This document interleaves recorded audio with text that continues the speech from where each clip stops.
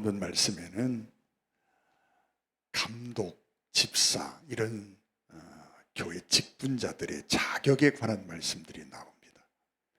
감독은 이러이러해야 하고 집사는 이러이러해야 하고. 여러분, 이 감독이나 집사에 해당된 말씀들이 꼭 감독은 이러이러해야 한다 하고 한 15가지를 말씀하는데, 이건 감독에게만 적용되고 집사는 이러이러해야 한다 할 때 그 말씀들은 집사에만 적용되고 그런 말씀은 아닌 거지요. 여러분, 이건 특별히 감독은 최소한 이 정도가 돼야 된다 하는 것이고, 집사는 이 정도는 돼야 된다 하는 것이지, 이게 꼭 집사에게만 적용되고 감독에게만 적용되는 그런 말씀은 아니라고 하는 것입니다. 다시 말하면 이 말씀은 우리 모두에게 주신 말씀이고, 또 특별히 교회의 어떤 직분을 맡은 사람들이라면 이 말씀을 꼭 되새겨 봐야 된다 하는 말씀으로 이해했으면 좋겠습니다. 그 내용들은 어려운 게 하나도 없습니다. 여러분이 읽으면 충분히 이게 무슨 말씀인지 다 아는 거예요. 굳이 설명하지 않아도 우리가 다 아는 내용입니다. 그런데 쉬운 말씀은 설교하기가 최고 어렵습니다. 다 아는 걸 얘기하려고 하니까 힘이 든 거예요. 여러분, 오늘 우리가 꼭 한 가지 생각해 봐야 될 게 있습니다. 1절 말씀입니다. 1절 한번 같이 보죠. 미쁘다 이 말이여, 그 사람이 감독의 직분을 얻으려 함은 선한 일을 사모하는 것이라 함이로다. 여러분, 오늘날 직분에 대한 오해가 아주 팽배해 있습니다. 이 직분에 대한 잘못된 생각 때문에 교회가 병들고 사회로부터 비난을 받게 되고, 교회가 이 세상 속에서 제 역할을 다하지 못하는 그런 결과를 초래합니다. 근데 여러분, 미쁘다 이 말이요, 그 사람이 감독의 직분을 얻으려 함은 그랬습니다. 감독의 직분을 얻으려 함은, 감독, 여러분 좀 생소한 말이죠. 감리교의 최고 지도자의 이름을 명칭을 감독이라 그럽니다. 우리 감리교 안에서 감독이라 그래요. 그래서 10개 연회가 있고 그 10개 연회마다 감독이 한 분씩 계십니다. 그리고 그 위에는 이 감독을 총괄하는 감독회장이 한 분 계십니다. 또 그 감독들 밑에는 각 지방마다 있는 감리사가 있고요. 그 감리사 밑에는 각 교회의 담임 목사님이 있고, 또 교회 안에는 그 목사님과 함께하는 장로님이나 또 교회 중직들이 있습니다. 여러분, 감독이라고 할 때 꼭 저 위에 감독만을 이야기하는 말이 아니라 모든 교회의 직분자라고 우리가 생각을 하고 이 말씀을 좀 이해했으면 좋겠습니다. 감독이라고 할 때 이 감독이라는 말이 엑티스코페스라고 하는, 엑티스코페스. 여러분, 이 단어는 주의하다, 돌보다 이런 뜻이 있어요. 그런데 그런 뜻만 있는 것이 아니라, 여러분, 이 엑티스코페스라고 하는 이 말 속에는 목숨을 걸다, 책임을 지다, 이런 의미가 또 함께 포함되어 있어요. 여러분, 초대교회 상황을 한번 가만히 생각해 보세요. 이 말씀이 주어진 시대가 초대교회입니다. 초대교회 상황 속에서 교회의 중직이 된다는 게 어떤 의미가 있을까 하는 거지요. 여러분, 쉽게 생각해서 예수님의 12제자 중에 온전하게 생을 마감한 분은 사도 요한밖에 안 계십니다. 사도 요한도 고난을 많이 겪으셨지만 마지막 유배를 가고 채석장에서 어떤 고통을 겪고 하셨지만, 그럼에도 당신의 수를 다 하고 돌아가셨어요. 나머지는 어떻게 죽었습니까? 십자가에 박혀 죽고, X자 십자가에 박혀 죽기도 하고, 창에 찔려 죽기도 하고, 목베임을 당해 죽기도 하고, 여러분 다 그렇게 죽었어요. 초대교회 상황 속에서 교회의 지도자라고 하면 목숨을 거는 자리였다는 말이에요. 생명을 거는 자리요. 여러분 희생하는 자리. 그게 교회의 중직이었습니다. 대접받는 위치, 존경, 어떤 막 영광을 얻는 위치, 그런 위치라는 의미보다 여러분 목숨을 걸어야 되는 위치, 희생을 해야 되는 위치, 이 위치가 교회의 지도자들이었어요. 여러분 야고보 예수님의 그 제자 중에 야고보 사도가 가장 먼저 순교하지요. 그 전에 순교한 분도 있어요. 집사님 중에 스데반 집사님이 순교합니다. 여러분 우리가 아는 것처럼 맨 마지막 사도가 된 분은 바울이잖아요. 바울은 로마의 형무소에서 마메틴 감옥에 갇혔다가 두 번째 투옥됐다가 목이 잘려 죽었어요. 참수형을 당했단 말입니다. 여러분 초대교회의 지도자들은 지금 이 디모데서를 쓰고 있는 사도 바울도 참수형을 당했고 또 이 편지를 쓰기 전에도 이미 수없이 생명의 위협을 당했고 죽은 것처럼 마치 하도 얻어맞아가지고 죽었다 생각해서 사람이 밖에 버릴 정도로 얻어맞아 죽기 직전까지 가기도 하고 늘 생명의 위협을 받고 살았습니다. 여러분 이 디모데전서 훨씬 전에 쓰여진 고린도 후서에 보면 사도 바울이 받았던 고난의 현장들, 고난의 사건들이 기록이 된 모습을 우리가 보았어요. 지난 7월 2일 주일에도 우리가 살펴봤었는데 얼마나 많은 고난을 당합니까? 여러분 그래서 감독 또는 교회의 중직이 된다, 교회의 직분을 맡는다라고 하는 것은 성도를 돌보는 위치이지만 아울러서 목숨을 걸어야 되는 위치였고 여러분 헌신과 희생이 요구되는 위치였지 대접받고 영광을 얻고 그런 위치가 아니었단 말이에요. 근데 오늘날도 여러분 교회의 직분을 내가 사모한다라고 하면 교회의 직분을 얻기 원한다면 이 마음을 가져야 된다는 거예요. 이러한 마음가짐이 있어야 되는 거예요. 여러분 초대교회 직분을 맡고자 하는 사람들이 가졌던 그 마음처럼 여러분 주님 앞에서 생명을 거는 마음, 목숨을 들여서 희생하고 헌신하고자 하는 마음이 있어야 된다는 겁니다. 또 감독의 직분을 얻으려 함은 선한 일을 사모하는 것이로다 그랬습니다. 선한 일을 사모하는 것이로다. 여러분 선한 일이 뭘까요? 성경에 보면 선한 분은 오직 한 분 하나님밖에 안 계십니다. 여러분 선하다라고 하는 말 칼로스라고 하는 이 헬라어가 히브리어는 토부라고 하는 단어입니다. 여러분 이 칼로스 선하다라고 하는 말은 사실은 하나님에게만 적용되는 단어입니다. 여러분 창조라고 하는 단어도 오직 하나님에게만 적용되는 단어입니다. 물론 세상 사람들이 어떻게 쓰든 상관없이 우리가 성경 안에서 창조라고 하는 단어는 하나님과 관계되어지지 않고는 쓰여질 수 없는 단어입니다. 칼로스 선함이라고 하는 것도 마찬가지. 우리가 흔히 예화를 이야기할 때 선한 사마리아인 이런 표현을 씁니다. 여러분 성경에 선한 사마리아인이라고 하는 표현은 없습니다.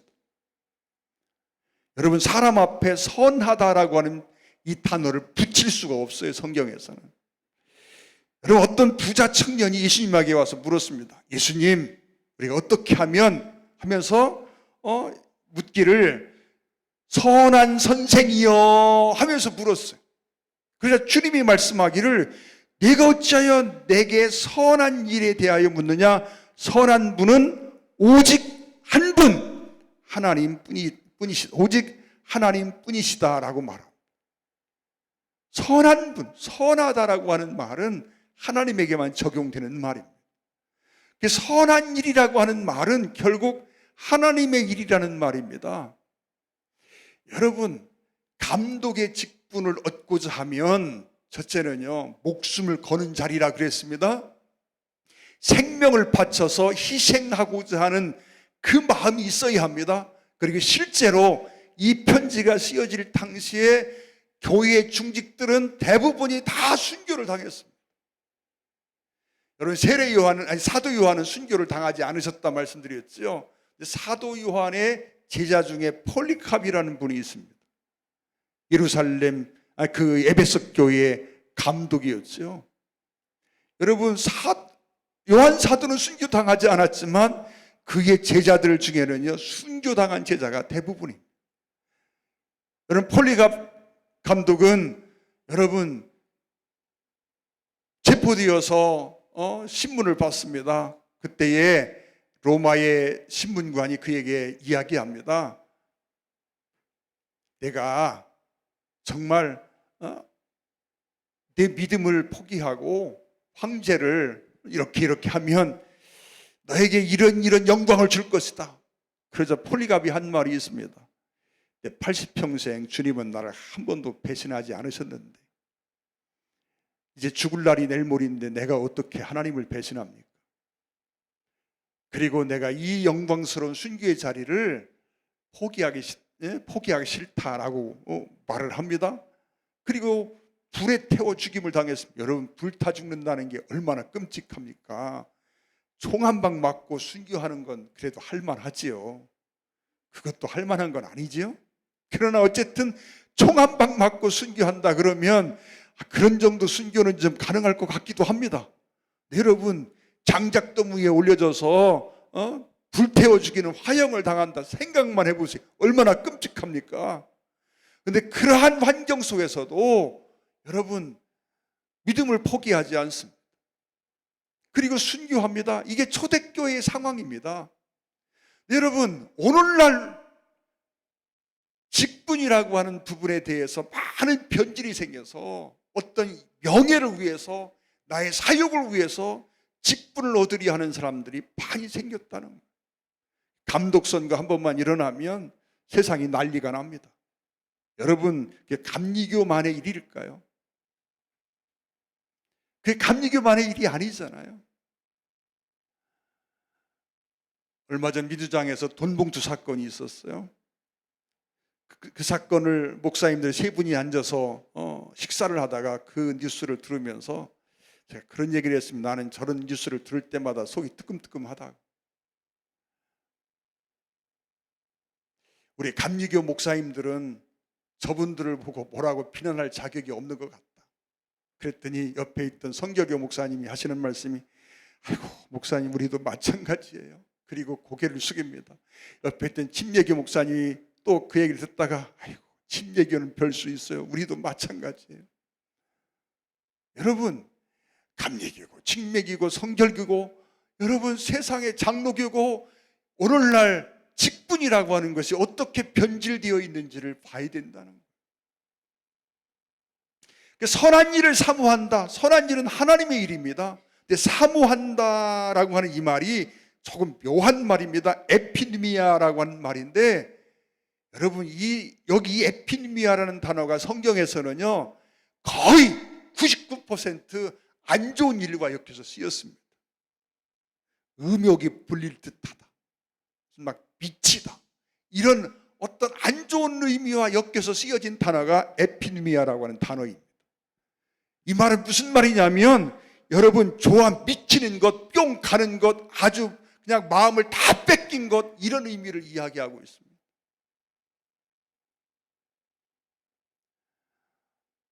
어떤 사람이 뭐에 미쳤어요. 아주 그냥 푹 빠져가지고 정신줄을 놨어. 이 상태를 의미하는 단어가 에피누미아라는 단어입니다. 여러분, 사도 바울이 부활하신 주님을 만나고 나서 주님의 손에 붙잡혀 쓰임을 받습니다. 그런데 사도 바울의 삶을 믿음의 시각이 아닌 일반인의 시각으로 믿음을 빼고 나서 그 삶을 평가하면 한마디로 무엇라 평가하겠습니까? 여러분, 바울이 예루살렘에서 체포됩니다. 그때 예루살렘에서 체포되었을 때 총독이 바울에게 하는 말이 무엇이었습니까? 바울 보고, 야, 네 많은 학문이 널 미치게 한다. 미쳤다. 내가 앞만 봐도 미친 것 같다라고 말합니다. 그때 바울이 내가 미친 게 아닙니다. 나는 참말을 하고 있습니다. 그러면서 내가 이렇게 결박된 것 외에는 당신도 나와 같이 되기를 원합니다. 당신이 지금 미쳤다고 말하는 나와 같이 되기를 원합니다. 라고 바울이 말하지 않습니까? 여러분, 일반인의 시각으로 믿음을 빼고 여러분 회심한 이후에 바울의 삶을 일반인의 눈으로 보면 뭐요? 바보고 천치고 미친 거지요. 정상적인 사람이 아닌 거지요. 아니, 그 좋은 자리, 그 좋은 직장, 그 좋은 위치 다 버리고 평생을 얻어맞고 굶고 유리하고 마지막에는 목이 잘려 죽는 그 삶을 선택합니다. 그러면서도 그 삶이 좋아 죽겠다는 거예요. 쉽게 표현하면 100번을 내가 정말 선택을 해 나는 이 길을 선택하겠다고 바울이 말하는 겁니다. 미치지 않고 어찌 그럴 수 있겠어요? 여러분, 그래서 이 에피누미아라고 하는 말은 좋아 미치는 걸 이야기합니다. 선한 일을 사모한, 감독의 직분을 사모하는 사람은 목숨을 거는 사람이고 생명을 드리는 사람이고 하나님의 일에 미친 사람이라는 거예요. 여러분, 주님의 제자들이 다 미친 사람이잖아요. 베드로가, 요한이 어느 날 감옥에 갇혔습니다. 잡혀가지고 감옥에 들어갔습니다. 사람들에게 실컷 얻어맞았습니다. 그리고 노임을 받아 나옵니다. 그때 왜 베드로와 요한이요 너무 기뻐하고 감사합니다. 풀려난 것을 기뻐한 게 아니라 우리가 주님을 위해서 이렇게 매를 맞는 사람, 매도 맞을 수 있는 사람이 된 것이 너무너무 감격스럽고 행복하다는 거예요. 세상에 매 맞고 행복한 사람이 이게 미친 사람이지 뭐예요. 그래서 여러분, 하나님의 일에 미친 사람, 이게 이런 사람이 직분을 가져야 된다는 거예요. 이게 여러분 1절의 의미입니다. 이 의미만 우리가 정확히 가져도요, 여러분 감독을 시킨다고 해도요 이 직임에 나서기가 쉽지가 않은 거예요. 내가 감독 돼야 되겠다고 선뜻 나설 수 있는 사람이 누가 있겠어요? 이게 감독에게만 적용되는 말이 아니라 사실은 하나님의 일을 하고자 하는 모든 사람들에게 해당되는 말입니다. 우리는 그런 마음가짐을 가지고 주의 직분을 감당해야 된다라고 하는 말입니다. 그러면서 감독은 하면서 감독은 이러이러이러한 사람이어야 한다라고 15가지를 말하고 있고, 집사는 하면서 집사에는 이러이러한 사람, 최소 이런 사람이어야 한다고 또 몇 가지를 이야기합니다. 여러분, 그 내용들은 우리가 쉬운 거라 굳이 다 살피지 않겠습니다. 여러분, 세상에서는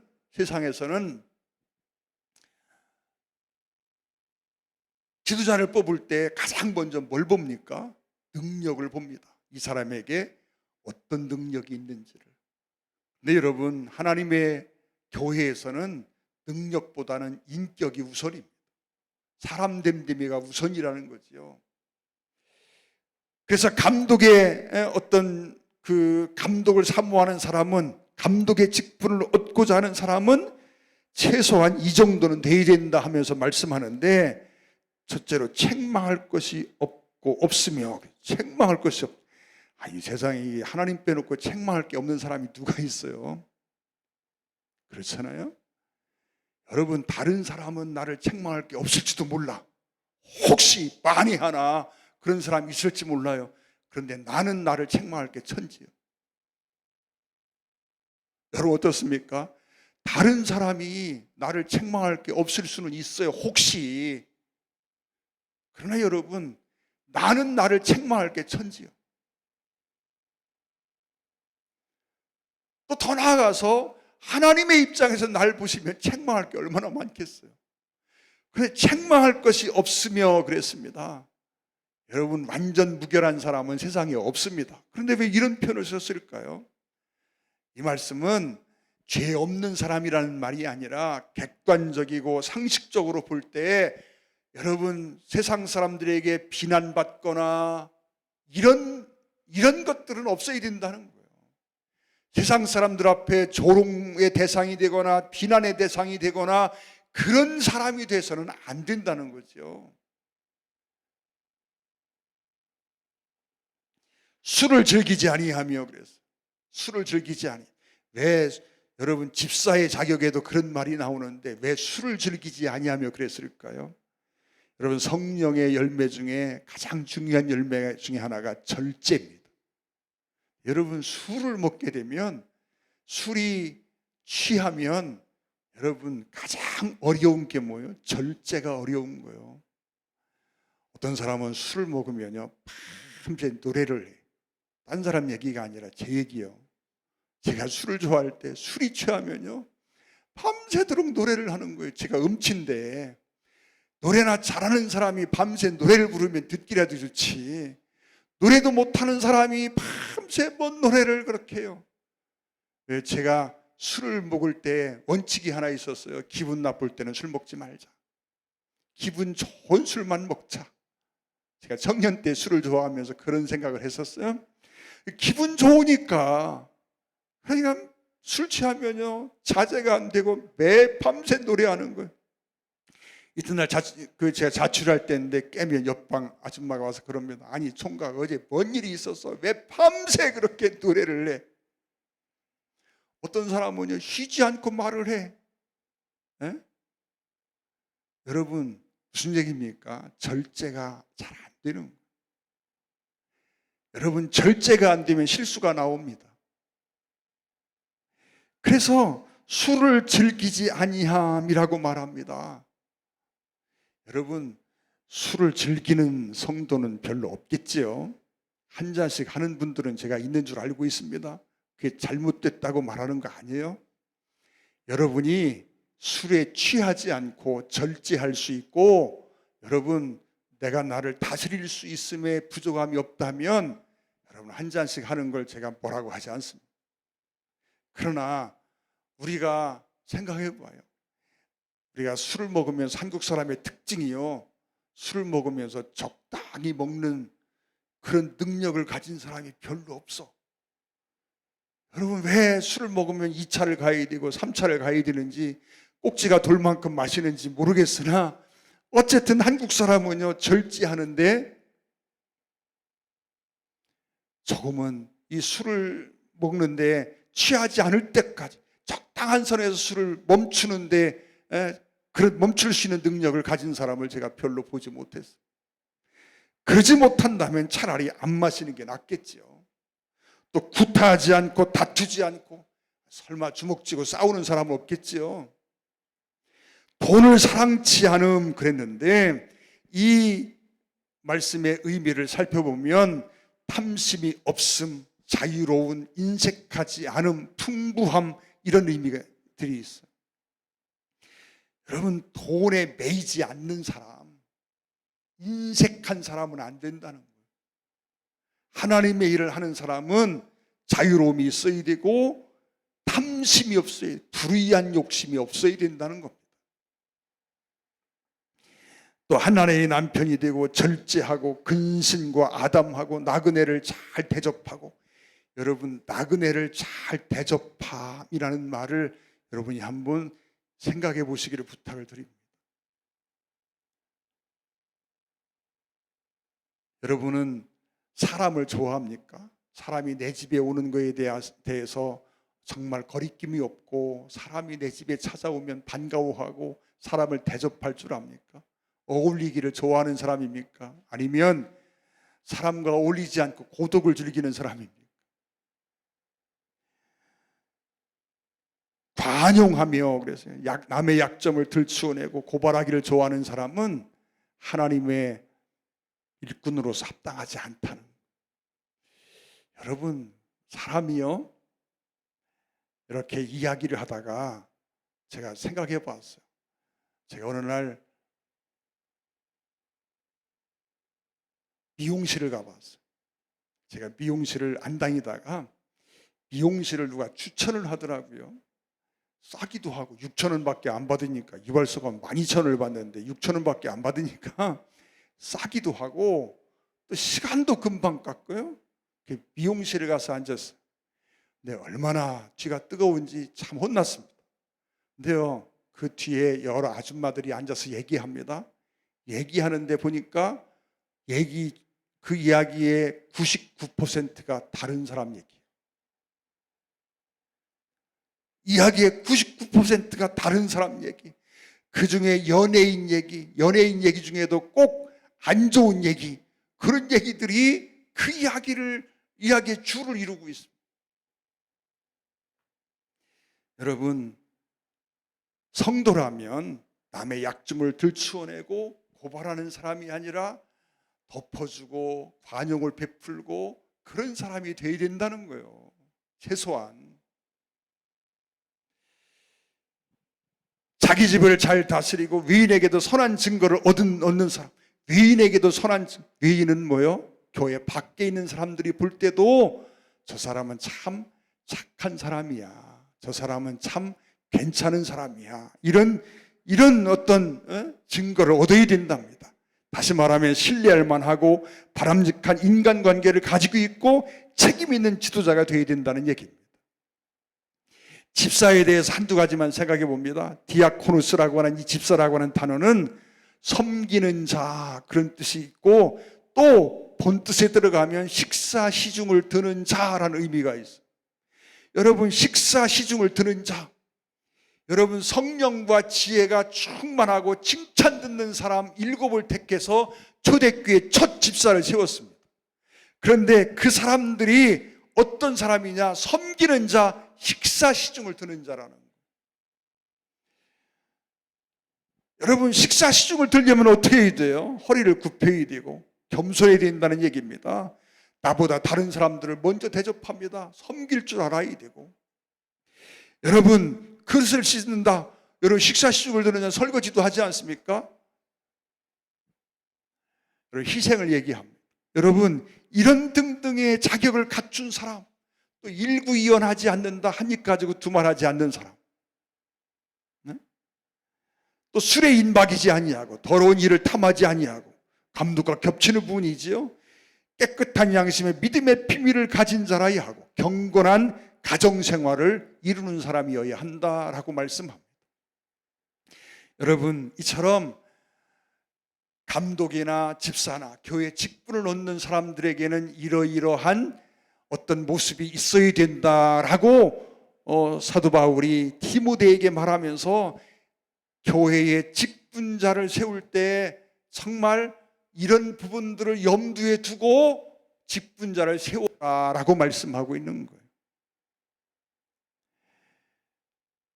이 디모데에게, 에베소 교회에서 목회하는 디모데에게 지금 편지를 쓰면서 이러이러한 사람들을 세우라고 말하는 거예요.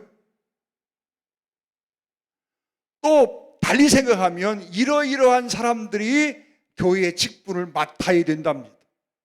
스스로 교회의 어떤 직분을 얻고자 하면 이런 부분들을 살펴보고 자기를 성찰해 보라고 하는 의미도 있습니다. 1절 말씀만 다시 생각해 봅니다. 여러분, 직분을 사모하는 사람은 어떤 사람이에요? 목숨을 거는 자, 하나님의 일을 정말 미치도록 좋아하는 사람이어야 한다라고 말씀하고 있습니다. 저와 여러분이 정말 좋은 교회의 일꾼들이 되어 하나님께 영광을 돌리고 교회를 아름답게 세워가기를 원합니다. 또 이 땅의 교회의 지도자가 무엇인지, 교회의 중직이 어떤 사람인지를 다시 한번 생각하고 자기의 명예와 욕심 때문이 아니라 정말 목숨을 하나님 앞에 드리고 하나님의 일을 위해서 생명을 걸고 그 일을 목숨처럼 좋아하는 그런 지도자가 되어지고 세워지기를 사모하며 기도할 수 있기를 주의 이름으로 축원합니다. 기도드리겠습니다. 사랑하는 아버지 하나님, 교회가 교회다워지기 위해서 정말 교회의 직분자들 한 사람 한 사람이 이렇게 변화되어야 됨을 우리가 믿습니다. 한 사람 한 사람 이렇게 정말 하나님을 위해서, 선한 일을 위해서 목숨을 걸고 또 희생할 줄 알고, 내 명예가 아니라 하나님의 영광을 위해서 생명을 드릴 줄 아는 그런 모습으로 변해갈 때 교회가 바로 서고 교계가 바로 서고 세상에 선한 영향력을 끼치게 되는 줄로 믿습니다. 우리 교회를 새롭게 해주시고 또 이 땅에 감리교회를 새롭게 해주시고 모든 교회들이 새로워지게 하여 주옵소서.